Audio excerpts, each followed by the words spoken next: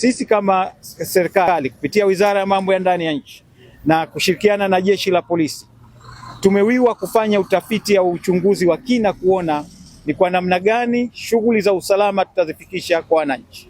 Kwa tumeweka hatua mbili. Hatua ya kwanza, tumehakikisha kwamba tunafikisha askari wa wadi au askari wa kata kwa kule bara na askari wa shehia kwa hapa Zanzibar, ili angalau kuwe na uwepo wa Jeshi la Polisi katika maeneo ya wananchi.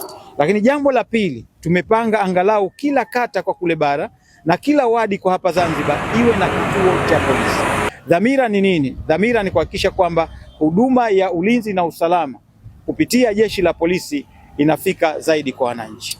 Kwa wakati wa sasa tukiwa kwenye hatua za mpito, tuna uhitaji wa zaidi ya vituo vya polisi 3900 nchi nzima. Na jambo hilo tusingeweza kulifanya kwa wakati mmoja. Hatua tuliyoifanya kwa sasa ni kuhakikisha kwamba katika uhitaji huu tuende maeneo ya kipaumbele.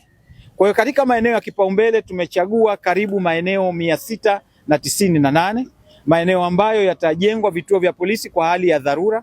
Lakini nje ya hapo tumegawa mpango huo katika hatua tatu.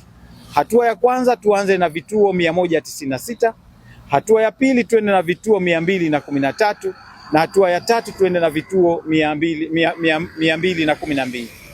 Kwa jumla vituo hivyo 698 vikikamilika, tutakuwa tumeweza kudhibiti yale maeneo yenye changamoto zaidi ya kiusalama kwa wakati huu. Fedha zinazohitajika kuhakikisha kwamba mpango huo unatekelezeka ni zaidi ya bilioni 79 za Kitanzania. Kwa hiyo fedha hizo sasa tupo kwenye hatua za kibajeti, tunatenga kwenye bajeti yetu kuona ni kwa jinsi gani tutaweza kupata fedha za serikali kupitia bajeti, lakini kadhalika wenzetu wa Jeshi la Polisi wanao mfuko unaoitwa wa tuzo na tozo. Mfuko huo sasa nao utasaidia kuweza kupunguza makali ya uhitaji wa vituo vya polisi. Kwa hiyo vituo vyote ambavyo tumetembelea, kando na kile ambacho kimejengwa kwa mfuko wa jimbo pale katika eneo la Mwanakwerekwe, basi vilivyobaki vyote vimejengwa kupitia mfuko wa tuzo na tozo wa Jeshi la Polisi.